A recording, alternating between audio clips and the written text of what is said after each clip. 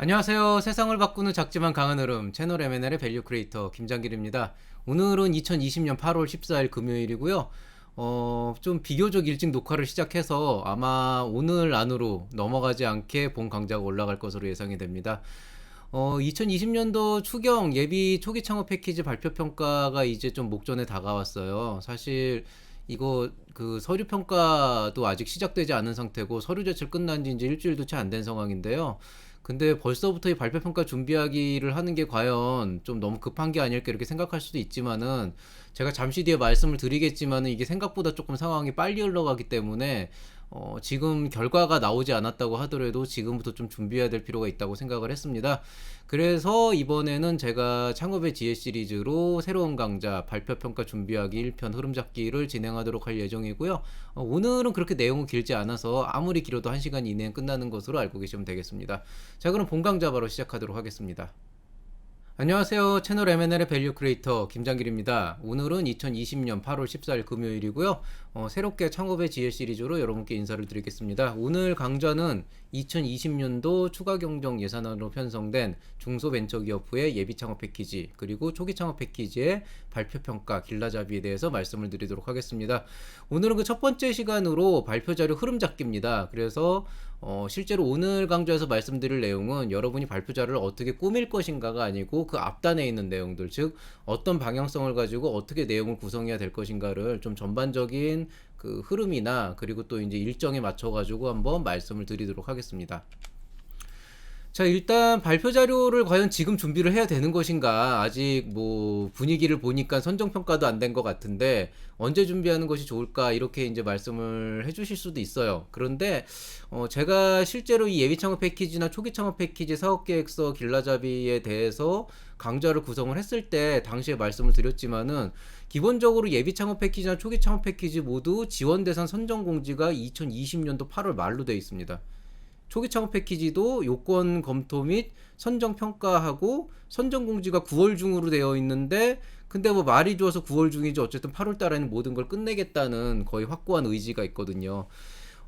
차이점이 있어요. 왜 그러면은 초기 창업 패키지는 선정 공지가 8월 말에 평가가 끝나고 9월 중이냐라고 하면은 이제 초기 창업 패키지 같은 경우에는 경우에 따라서 기창업 기업들이기 때문에 현장 평가를 가는 경우가 있어요. 그래서 그 현장 평가 가는 기간을 어느 정도 유예를 뒀다고 생각을 하고요. 아마 상당히 높은 확률로 발표 평가까지는 8월 말, 아무리 늦어도 9월 초에는 끝난다고 보시면 되겠습니다. 그런 이유로 지금이 8월 14일이니까 앞으로 2주일밖에 안 남은 상황이에요. 2주일밖에 안 남은 상황인데 지금 제가 알기로는 대략적으로 귀에 들어온 소식만 들어봐도 선정평가, 서류평가가 이루어진 주관기관이 거의 없는 것으로 알고 있거든요. 아무래도 이제 8월 17일까지가 또 연휴다 보니까 실제로 이제 뭐 선정 평가에 참여할 수 있는 그런 이제 평가위원들을 모집하는 것도 섭외하는 것도 아마 한 1, 2주 전쯤에 급박하게 이루어졌을 가능성이 있고요. 그렇게 된다고 한다면은 다음 주 중에 아무래도 이제 평가가 이루어질 테니까 실제 결과가 나오면 또 취업해가지고 또 통보를 해야 되잖아요. 그게 아무리 빨라도 다음 주 금요일이란 말이죠. 21일 정도에 아마 상당히 높은 확률로 통보가 될 거기 때문에 그렇게 된다고 한다면 어떻게 됩니까? 24일 날 월요일부터 그 주 있는 8월 마지막 주에 발표 평가가 거의 번개불에 콩고 먹지 쫙 진행이 될 거예요. 근데 이게 그렇게 불가능한 일은 아닌 게 지금 어차피 2배수 선정이란 말이에요. 근데 주관기관에서 지금 최대한도로 뽑는 인원이 20명을 넘어가진 않기 때문에 2배수 정도면 40명, 40팀 정도를 실제로 선정을 한다고 보면 그 선정이란다. 이 40팀 정도를 이제 평가를 한다고 보시면 되겠거든요. 그러면은 뭐 평가위원들이야 어차피 이번에 한 번에 그냥 일정 다 맞춰가지고 서류 평가하고 그 면접 평가, 발표 평가까지 다 일정만 해놓으면은 실질적으로 이제 기관의 입장에서는 다음 주에 서류 평가하고 그 다음 주에 발표 평가하는 게 딱히 문제는 없어요. 문제는 없는데 여러분이 문제가 되는 거예요. 여러분은 아마도 상당히 높은 확률로 21일 금요일쯤에 평가 그 통지서를 받을 것이고 그 받자마자 바로 비대면 발표 평가로 진행이 될 것 같은데 발표 평가가 뭐 앞으로 3일 뒤다, 뭐 24일이다, 26일이다 이렇게 그냥 통보가 갈 거란 얘기죠. 그럼 실질적으로 여러분이 서류평가 통과 할지도 모르고 안 할지도 모르는 상황에서 발표평가를 준비를 해야 되나 이렇게 고민을 하실 텐데요. 그때 돼가지고 부랴부랴 준비하시려면 결국에는 토요일, 일요일 밤새가지고 준비하고 제대로 연습도 못한 상태에서 선정평가로 들어갈 수가 있어요. 그래서 이번에는 좀 부득이하게 요 촉박한 일정이기 때문에 어쨌든 서류평가 결과 통보하고 나서 3, 4일 안에 스탠바이 상태가 돼야 된다라고 보기 때문에 일단은 서류 평가는 넘어간다라고 가정을 하고 지금부터 발표 평가 자료를 좀 준비를 하셔야 돼요. 물론 뭐 완벽하게 준비하고 거기에 대해서 막 발표 연습까지 하시면 베스트긴 하겠지만 또 사람이 또 이게 또 심정이 그렇게 절박하지도 않을 뿐더러 또 뭐냐 이게 발표 평가 힘들게 준비해놨는데 서류 평가에서 또 혹시라도 좀 안 좋은 소식이 들리면 또 그건 그거대로 열받잖아요. 그래서 제가 차마 지금 발표 연습까지 하라고는 얘기를 못 하겠고요. 근데 발표 자료를 어떻게 구성해야겠다라든지 간단하게 좀 이렇게 PPT에다가 기본적인 내용들을 넣어서 좀 다듬어 놓을, 그러니까 전반적인 흐름을 좀 짜놓을 필요는 있다는 거죠. 이렇게 구성을 하시면 되고요. 그리고 통상적으로 이번에는 제가 좀 이따 말씀드리겠지만 이번에 거의 비대면 평가로 갈 거거든요. 그렇게 된다라고 하면은 여러분이 실제로 발표 자료를 아마 그쪽에다 미리 넘겨줘야 되기 때문에 거의 아마 21일 발표 나면 24일까지 발표제를 보내라 뭐 이렇게 될 거예요. 그러니까 정말 시간이 없어요. 그래서 가장 기본적인 초안은 아무리 늦어도 다음 주 초까지는 뽑아내셔야 됩니다. 그래서 일단은 그 결과에 연연하지 않으셔야겠지만 진짜 결과에 연연하지 말고 일단 넘어간다고 보시고 발표 평가 자료를 좀 준비를 하시는 게 좋을 거예요. 안 그러면은 나중에 수정할 시간도 없이 그냥 보내야 될 거고 정말 땅을 치면서 후회할 수 있는 그런 시간이 올 수 있습니다. 뭐 좀 반대의 경우도 있을 수가 있는데 근데 뭐 우리 뭐 사실 선정평가 통과 못하는 건 여기서 고려하지 말자고요.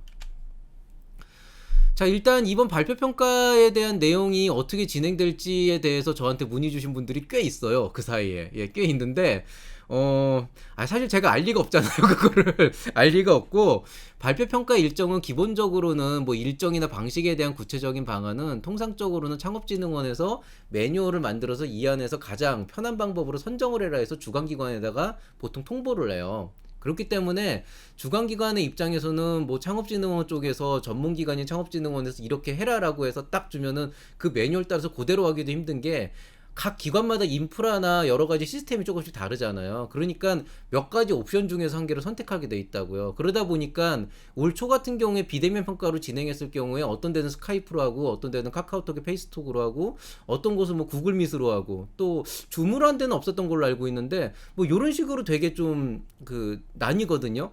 나뉘기 때문에 뭐 어떻게 평가하나요? 비대면 어떻게 돼요? 뭐 며칠 만에 알려줘 이렇게 물어보시면 저야 모르죠. 제가 그걸 할 수 있는 건 아니니까. 그래서 제일 확실한 건 주관기관에 전화 한번 때리면 돼요. 그냥 주관기관에 전화 한번 해보시면은 거의 대부분 대략적인 일정 정도나 뭐 정말 뭐 경쟁률 정도는 알려주거든요. 그래서 한번 물어보시는데요. 일단은 현재까지 취합된 내용을 바탕으로 생각을 해봤을 때 일단 대부분의 기관들이 거의 비대면으로 진행을 한다가 확정이 됐어요. 그리고 여러분 이거 너무 걱정하실 필요는 없는 게 이미 1차 때 올 초에 비대면으로 전반적으로 했었기 때문에 모든 시행착오가 한 번은 다 겪은 상태거든요.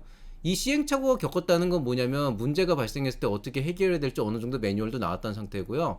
그 다음에 심사위원들도 한 번쯤은 경험을 해봤기 때문에 비대면에서 이제 좀 뭔가 의사소통이 잘못되거나 여러 가지 보기 힘든 것들은 이제 충분히 학습이 된 상태입니다.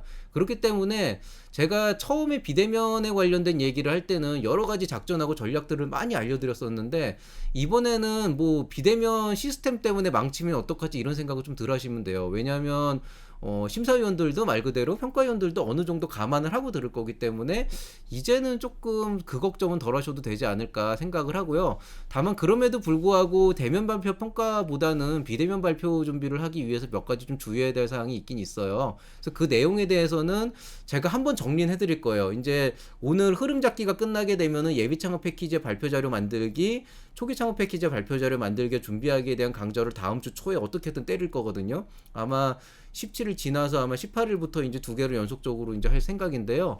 물론 이제 그런 강좌를 하겠지만은 그래도 좀 시간적으로 여유가 없으실 테니까 시간 되시는 분은 제가 예전에 올렸던 에피소드 10, 그 다음에 11 12에 이제 비대면 발표 평가 준비에 관련된 부분들을 AS 코너까지 해서 세 가지를 실제로 올렸었거든요. 이 부분을 한번 보시고 참고를 하시면은 여러분이 향후에 이 프로그램 진행하는 데 있어서 조금 도움이 될 거라고 생각을 합니다. 그리고 다시 말씀드리지만은 일정이나 방법에 대한 거는 주관기관에 문의해 보는 게 제일 빨라요. 아마 대부분 프로토콜이 똑같을 텐데요. 아마 다음 주 중에 선정평가가 이루어질 거고, 그 다음에 이제 개별 통보를 한 다음에 그 개별 통보한 직후부터 한 이틀이나 3일 안에 여러분에게 발표 자료를 제출하라고 할 거고, 그 다음에 그 직후에 한 4, 5일 뒤에 바로 그냥 비대면이 시작이 됩니다.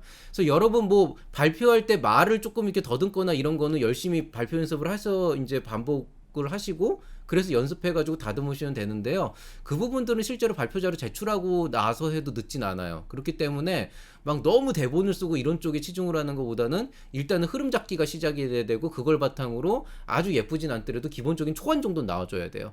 그래야 선정 결과 통보가 나왔을 때, 서류 평가 결과 통보가 나왔을 때 그 시점에 그 나머지 부분을 다듬어서 바로 치고 나갈 수가 있거든요. 그래서 그 부분까지만 좀 준비를 하시면 되겠다, 이렇게 말씀을 드리겠습니다. 자, 그러면은 본격적으로 흐름 잡기에 앞서서 여러분께서 좀 고려해야 될 부분에서 말씀을 드릴게요. 일단은 서류 평가가 있고 발표 평가가 있다. 그럼 두 가지가 과연 어떤 게 다른가라고 이제 보셔야 되는데요.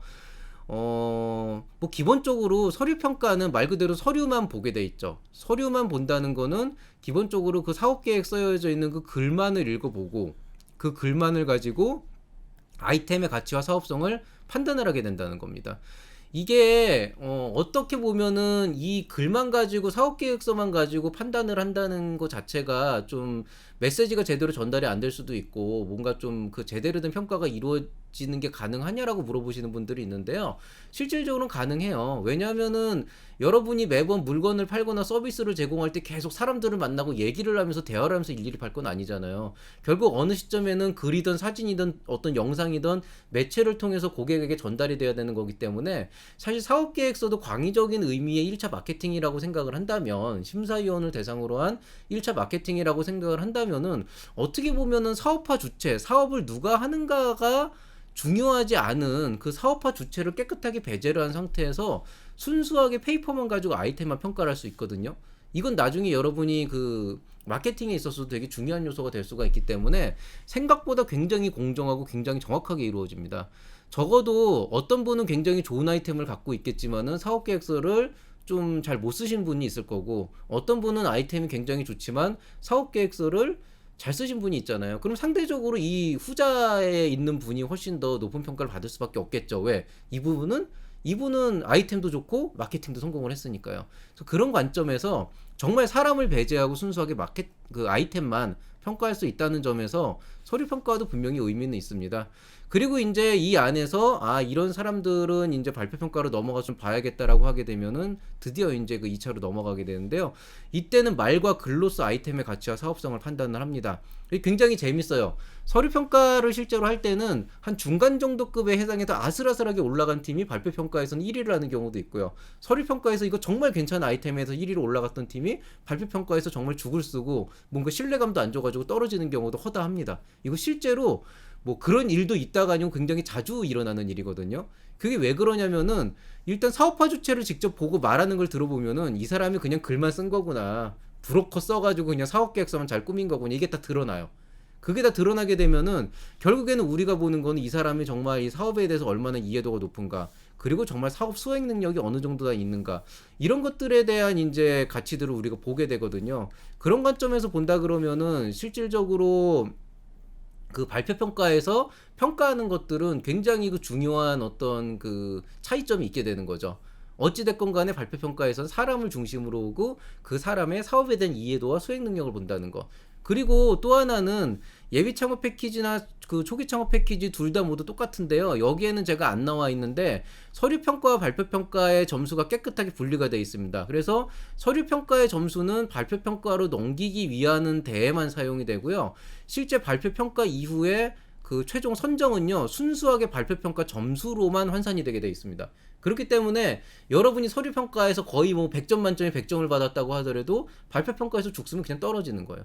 반대로 여러분이 정말 그 2배수 뽑는데 220명 뽑는데 40등으로 들어왔다고 하더라도 발표평가에서 한 획을 거버리시면은 1등으로 가가지고 정말 높은 금액을 받을 수 있거든요. 그래서 발표평가부터는 완전히 새로운 경쟁의 장이기 때문에 너무 사업계획서 믿지 말고 좀 더 진지하게 내용을 좀 구성할 필요가 있겠다, 이렇게 말씀을 드리겠습니다. 자, 여러분이 서류 평가를 실제로 이제 시행하는 부분에 있어서 여러분이 제출한 사업 계획서는 어떻게 보면 이제 그 시위를 떠난 활이잖아요. 주사위는 던져진 거잖아요. 그러니까 지금쯤 되면 아마 사업 계획서를 다시 펼쳐 보시면서 막 땅을 치시는 분들이 있을 거예요. 막 오타가 보이고, 아, 이 내용을 말했어야 되는데 말을 안 하고, 이거보다 더 좋은 표현이 있었는데 말을 못 했고, 시장이 제대로 표현이 안 됐는데 그게 지금 생각난 게 있고, 혹은 그 사이에 또 사업이 업그레이드가 됐고 막 이런 내용들이 좀 있거든요. 그래서 많은 분들이 물어보세요. 이거 보완을 어디까지 가능할까요? 물어보는데요.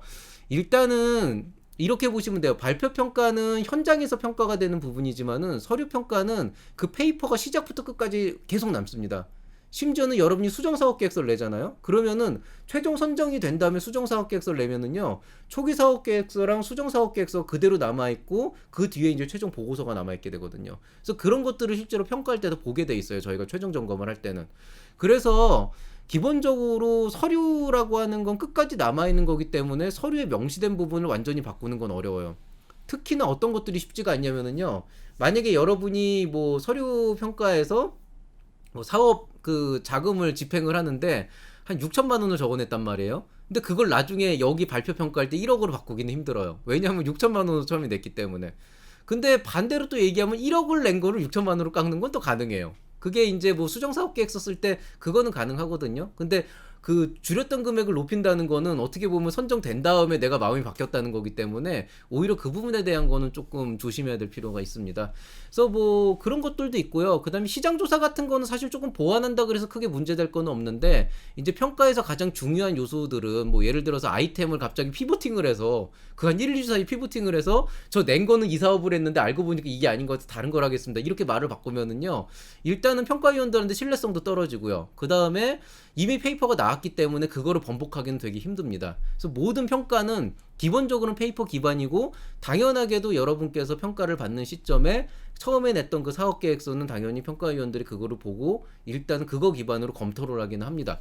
그렇기 때문에 서류에 명시된 부분을 완전히 뒤바꾸는 건 어렵고, 기본적인 방향성은 똑같이 유지가 돼야 돼요. 그렇지만 여러분이 이 사업계획서를 쓰시면서 정말 답답했던 게 있을 거예요. 아, 이런 거는 글로 쓰기가 너무 힘들어서 그냥 말로 표현을 하고 싶은데, 정말 이 어떤 소비자들의 절박함이라든가 현재 여러분이 제기한 문제의 어떤 심각함이라든가 이런 것들을 글로 풀어내기에는 너무 부족한 부분들이 많거든요. 그런 것들은 여러분이 이제 충분히 말로써 보완이 가능한데요. 그 보완을 할 때 실제로 서류에 있지 않았다고 하더라도 뭐 시장 조사를 한 거나 그 사이에 뭐 인력을 영입했다거나 아니면 뭐 또 다른 사진이 있다거나 이런 것들은 충분히 보완을 해서, 아, 제가 이 발표 서류 평가 낼 때 사업계획서 낼 때는 이 부분이 안 들어갔지만 그 후에 이런 업그레이드를 해서 이런 부분을 보여주겠어 하면은 시장조사나 인력영입 같은 거는 그냥 업그레이드된 상황이기 때문에 오히려 좋게 평가받을 수 있는 것도 있거든요. 그래서 그런 부분들은 적극적으로 어필을 하시고요. 근데 제가 말씀드리고 싶은 건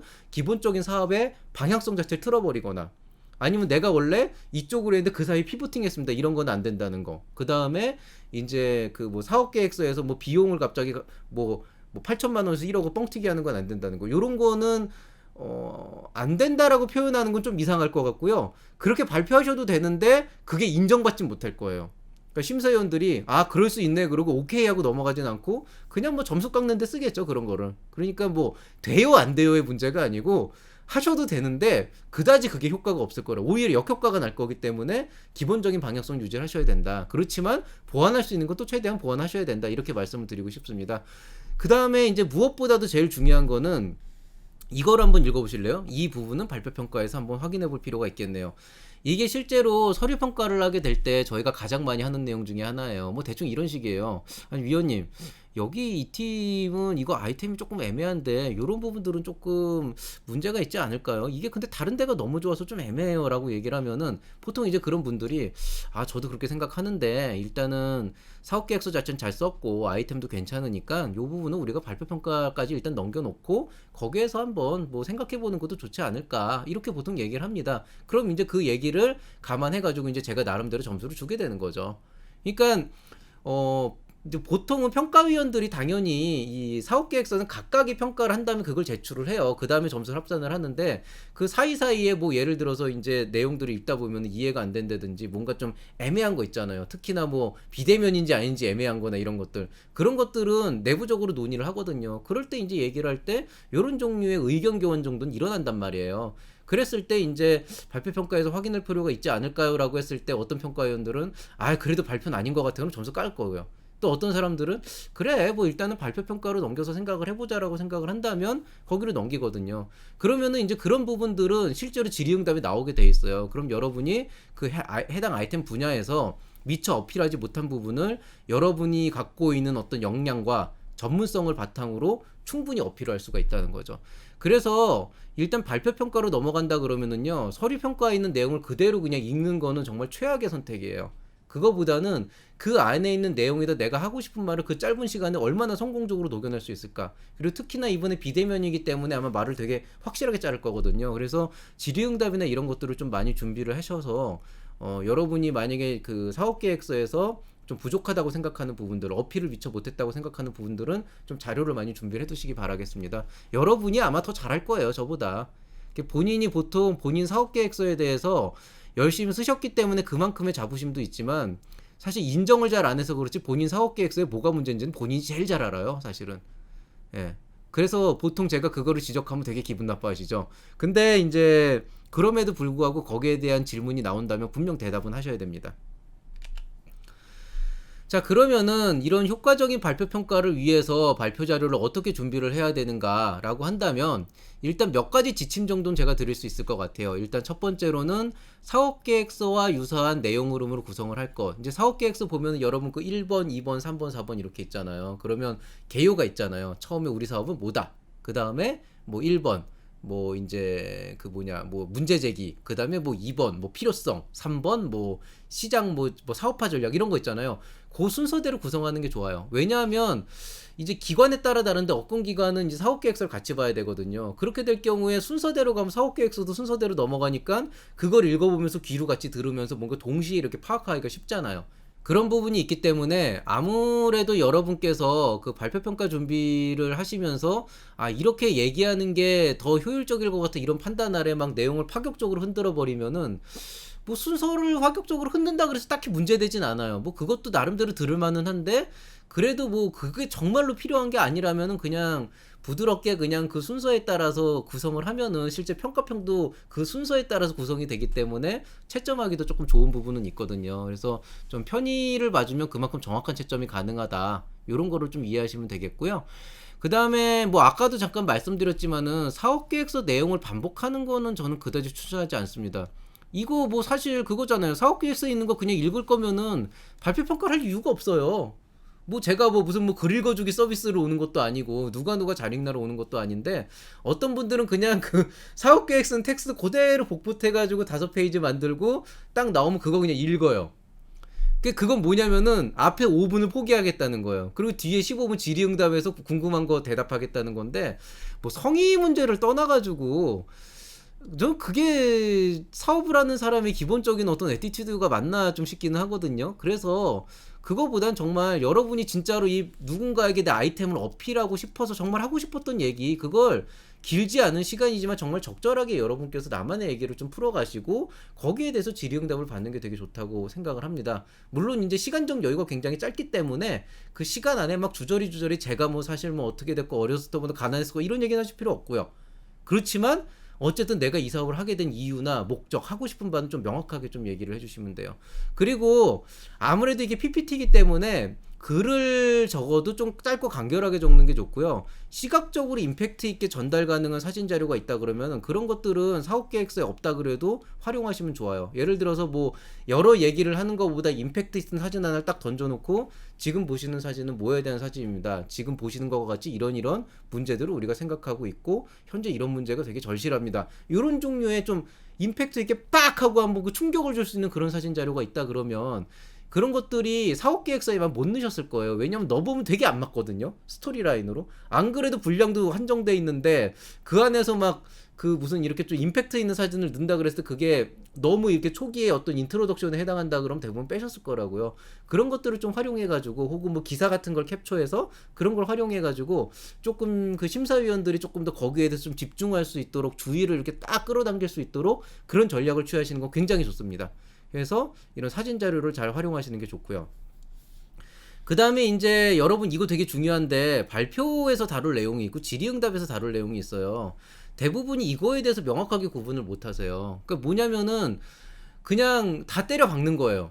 아, 이 내용도 얘기해야 되는데, 이 내용도 얘기해야 되는데, 이 내용도 얘기해야 되는데, 이렇게 얘기하다 보면은 그냥 5분이 훅 지나가는데, 난 그게 되게 희한한 게, 지금은 근데 확실하게 자르거든요? 정말 어느 정도냐면은요, 제가 막 5분만요, 5분만요 막 얘기하면은요, 아, 됐습니다. 거기까지 하겠습니다. 질의응답 넘어가겠습니다. 그냥 끊어버려요, 실제로. 뭐, 금방 끝납니다. 이거 끊어버립니다. 뭐, 30초 정도까지는 우리가 좀, 이게, 봐주는 경우도 있는데 그냥 딱 봐도 반도 안 온 경우에 그냥 끊어버리고 질의응답으로 넘어가요. 그게 아니고 그냥 얘기하는 거 끝까지 기다린다 그러면 점수를 깎겠죠. 예, 그거는 뭐 이거 뭐 발표를 못한 거잖아요. 그러니까 자기가 갖고 있는 가치를 정해진 시간에 어필을 못한 거잖아요. 그러다 보니까 한정된 발표 시간 안에서 여러분이 확실하게 전달을 해야 되는 핵심 메시지가 있는 거고요.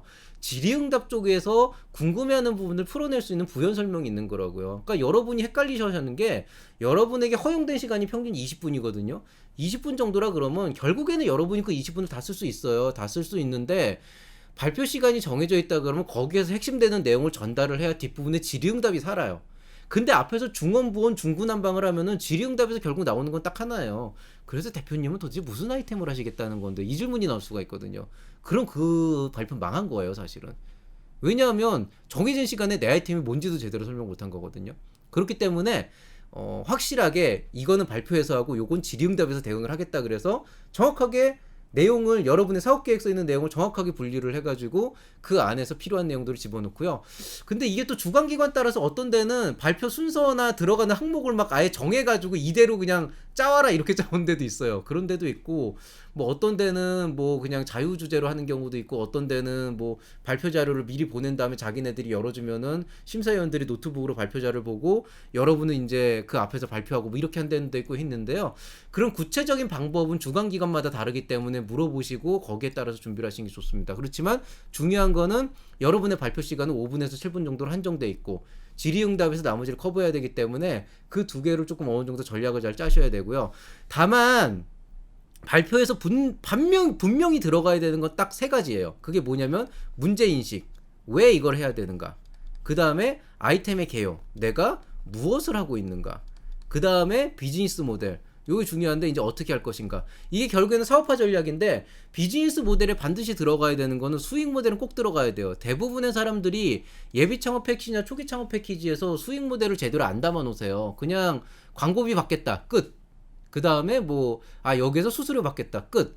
그럼 수수료를 100원을 받을지 1000원을 받을지 만원을 받을지 10원을 받을지 알아야 되잖아요. 그리고 만원을 받을 때 그게 1000명한테 만원을 받을 수 있는 건지 2명한테 만원을 받을 수 있는 건지 1000원을 받지만은 100만 명한테 받을 수 있는 건지 5명한테 받을 수 있는 건지 이런 것들이 없다 보니까 이게 도대체 돈을 벌겠다고 하는 영리 사업은 맞는데 영리가 나오긴 하는지도 모르겠고 뭐 이런 것들이 있거든요. 적어도 발표에서 다뤄줘야 되는 건 딱 세 가지예요. 내가 이 사업을 왜 시작하게 됐는지, 왜 이게 필요한지, 그리고 무엇을 할 건지 정확하게. 그 다음에 그 안에서 수익이 어떻게 나오는지, 우리의 비즈니스 모델은 뭔지. 요 세 가지는 발표에서 필수적으로 들어가셔야 되고요. 그렇지만 너무 깊게 들어가야 되는 사항이 있다는 그런 부분들은 여러분이 그냥 자연스럽게 요 부분에 대해서도 자세한 내용은 질의응답에서 대답을 하도록 하겠습니다. 유하게 넘어가서 정말 필요한 이 세 가지 메시지를 정확하게 빡 하고 전달을 해주시면은 질의응답에서 다룰 내용들이 적당히 정리가 될 겁니다. 그래서 이런 부분들을 좀 이해를 해주시면은 좋겠습니다. 자, 일단 이런 방식으로 해서 전체적인 흐름을 구성을 하시고 그 다음에 초안이 어느 정도 작성이 됐다, 그러니까 뭐 서식이나 이런 것들을 완벽하게 꾸며놓진 않았다라고 한다면은요, 한편 그 시점에 여러분이 해주셔야 될 일이 있어요. 그게 뭐냐면은 5분이나 7분이란 발표 시간은 깨끗하게 무시를 하시고요. 깨끗하게 무시를 하시고 그 초안 가지고 여러분이 녹음기를 켜고 한번 혼자서 발표 연습을 해보세요. 20분이 걸려도 좋고 30분이 걸려도 좋습니다. 한번 그렇게 발표 연습을 해보시면은 와, 이 자료가 생각보다 말로 표현하기 되게 힘들구나, 이 느낌이 딱 오거든요. 거기서부터가 여러분이 발표 연습을 하는 시작이 돼요. 그렇게 녹음을 하면서 한번 들어보시면은 그걸 또 들어보면서 복기를 하다 보면은 아, 여기서는 이렇게 표현하면 안 되겠구나, 아, 여기서는 발표 자료가 이렇게 되니까 내가 이렇게 표현을 못 하는구나, 그럼 발표 자료를 표현을 어떻게 수정을 해야지, 아, 이거는 해보니까 발음이 너무 어려워가지고 발음이 꼬이겠구나, 그럼 이걸 좀 쉬운 단어로 바꿔야지, 혹은 아, 이 발음 계속 연습을 해서 입에 익혀야지, 이런 식으로 전반적인 틀이 짜이면서 발표 자료를 다시 한번 수정할 수 있는 기회가 생기거든요. 근데 대부분은 이렇게까지는 안 하고 그냥 초안 만들고 열심히 해가지고 디자인 열심히 만든 다음에 그 다음에 여러분이 그걸 가지고 발표 연습을 해서 그 자료에다가 여러분의 발표 역량을 다 이렇게 뭐라 그래야 되나 두드려 맞추려고 해요. 근데 생각보다 잘 못하세요. 왜냐면은 발표 자료가 아무리 멋있고 잘 나온다고 하더라도 너무 복잡하고 막 내용이 중구난방으로 되면은 보는 사람은 쉽게 볼 수 있지만 여러분이 말할 땐 힘들거든요. 그래서 그 밸런스를 맞추는 게 되게 중요한데 이거는 누가 해줄 수 있는 게 아니에요. 그래서 저도 보통 이제 요때쯤 되면은 이제 발표 자료 관련해 가지고 멘토링들이 좀 들어오는 편인데요. 보통 이런 발표 자료 멘토링을 하게 되면은 자료만 봐주는 경우에는 별로 그렇게 실효성이 없더라고요. 보면 알죠. 아, 흐름으로 봤을 때 이런 거 좀 바꾸고 이런 표현은 좀 바꾸면 좋겠고 이렇게 하면 좋겠구나라고 해서 보통 이렇게 얘기를 필요한 경우에 좀 해드리긴 하는데, 실제로는 아무리 그렇게 발표 자료를 잘 구성해도요, 본인이 발표를 제대로 못하면 그냥 꽝입니다. 그래서 본인이 실제로 녹음해가지고 한번 들어보셔야 돼요. 그래서 문제점이 발견이 돼야지 이게 제대로 된 발표 자료가 나오거든요. 그래서 저는 통상적으로 우리 제자들 발표 자료 같은 거 멘토링을 할 때는요, 최소한도 녹음 파일을 보내도록 하고요. 그게 그 최소한 녹음 파일이고 제일 좋은 거는 직접 보고 연습시키는 거, 혹은 이제 비대면이니까 비대면으로 뭐 줌이나 이런 걸 보면서 연습하는 연습을 실제로 하거든요. 좀 그렇게 해야지 진전이 잘 돼요. 왜냐하면 사람마다 말하는 스타일이 다 다르기 때문에 그렇게 안 하면 좀 쉽지가 않고요. 저도 그렇기 때문에 여러분은 뭐 사실 상담할 수 있는 기회가 많지가 않을 거예요. 그렇다면은 본인 스스로가 녹음한 걸 들어보면서 가장 아이템을 효과적으로 전달할 수 있는 방법을 계속 만들어갈 필요가 있습니다. 그래서 녹음을 하시고 초안을 한번 해보시고, 그렇게 해서 발표 시간을 무시하고 깨끗하게 해보시면은 전체 시간이 나오고 그 시간에 맞춰가지고 다시 대본을 짜고 발표 자료를 다시 수정하고, 그걸 한 두세 번 정도 해보면은 발표 시간은 자연스럽게 줄어들거든요. 어차피 발표 시간은 여러분께서 말을 하는 게 익숙해지면은 익숙해질수록 점점 줄어들 수밖에 없습니다. 그렇기 때문에 처음에 너무 5분 맞추려고 하지 마시고요, 한번 연습 먼저 해보고 녹음해보면서 한번 맞춰보세요. 이런 것까지 끝나게 된다면은 이제 본격적으로 이제 발표 자료를 다듬는 작업으로 들어가야 되는데요. 그 부분에 대한 거는 제가 다음 주에 진짜 짧은 한 30분에서 40분 정도밖에 안 되는, 뭐 얘기할 게 그렇게 많지가 않아요. 발표 자료가 짧아서. 그 정도 분량으로 강좌를 예비 창업 패키지, 초기 창업 패키지 각각 구성을 한번 해보도록 하겠습니다. 자, 오늘 강의는 여기서 마치도록 하겠습니다. 뭐 그렇게 긴 얘기를 하진 않은 것 같고요. 뭐 편집을 하면 얼마나 나올지 모르겠지만 적어도 1시간짜리는 아닌 거라고 예상이 됩니다. 늘 그렇지만은 문의사항이 있거나 신규 강좌 개설이 필요할 경우에는 저희 채널 M&L의 Q&A 창구로 애용해 주시고요. 제가 Q&A 창구를 여는 이유는 굉장히 단순해요. 뭐 여러분에게 조금 더 직관적으로, 왜냐하면 여러분이 이 댓글에다가 연락처를 남길 순 없잖아요. 그래서 이런 Q&A 창구를 통해 가지고 좀 개인적으로 저랑 이제 소통을 하기를 바라는 부분들이 있고요. 그리고 또 하나는 아무래도 이게 댓글에다가 여러분 기업의 어떤 상황이나 이런 것들을 계속 적는다는 게 솔직히 저는 좀 불안하기는 해요. 나중에 이게 어떤 식으로 득이 돼서 올지 독이 돼서 올지 모르기 때문에 웬만하면은 이제 개인의 어떤 상황이나 이런 것들은 차라리 그냥 개인 창구 쪽으로 연락을 주셔서 저랑 이제 얘기하는 게 더 낫다고 생각을 하거든요. 솔직히 말씀드리면 그 댓글을 많이 남겨주시거나 하게 되면 아무래도 이 채널 활성화에 도움이 됩니다. 뭐 유튜브의 알고리즘상 아무래도 그런 부분에 대해서 조금 더 이제 노출 알고리즘 높이는 것도 있고 한데요. 근데 그게 그렇게 중요한 건 아닌 것 같고요. 오히려 뭐 그냥 이런저런 사는 얘기를 하시는 건 좋지만 기업의 어떤 상황이나 여러분이 하시려는 일들을 너무 이렇게 유튜브를 통해서 댓글에다가 이렇게 기록을 남기는 거는, 디지털 족적을 남기는 건 그렇게 좋은 판단은 아닌 것 같아요. 그래서 항상 궁금한 점은 Q&A 창구로 문의를 주시면 제가 아무리 늦어도 하루 안엔 답을 드리려고 노력을 하고 있으니까요. 뭐 조금이라도 예민할 수 있는 사항들은 그냥 부담 없이 Q&A 창구 이용해 주시기 바라겠습니다. 그리고 뭐, 예, 저도 그게 좋아요. 그리고 뭐, 혹시라도 뭐, 그냥 댓글은 안 달아주셔도 좋아요만 많이 눌러주셔도 사실 제 채널 활성화에 도움이 되기 때문에 그 정도만 해주셔도 감사드리고요.